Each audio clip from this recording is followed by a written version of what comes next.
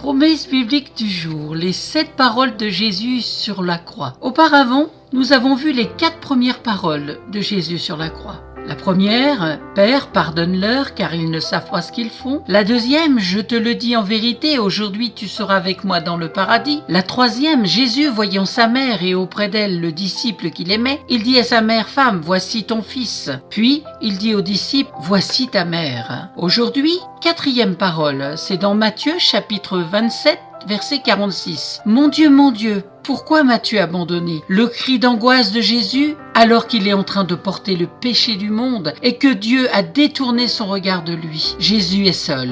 Alors que nous sommes quelquefois en train d'abandonner Dieu et de lui tourner le dos, Jésus n'a-t-il pas ce même cri d'angoisse à notre égard ? 5e parole, c'est dans Jean 19, verset 28. « J'ai soif ».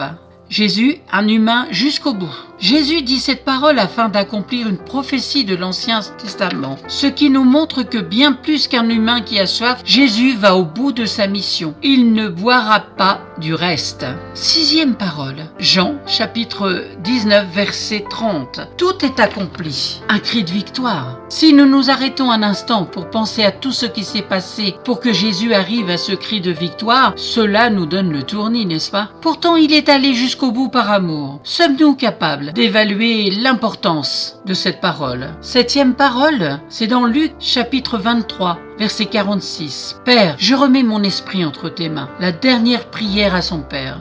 Quel moment impalpable que celui de rejoindre le Père et d'entrer dans son repos. L'esprit en paix. Et ça peut être la même chose pour chacun de nous. Aujourd'hui, si nous venons au pied de la croix de Jésus, là où Jésus a tout accompli, là où Jésus a versé son sang, où il a donné sa vie pour chacun de nous, pour nos péchés, pour nous pardonner, parce qu'il nous aime. Amen.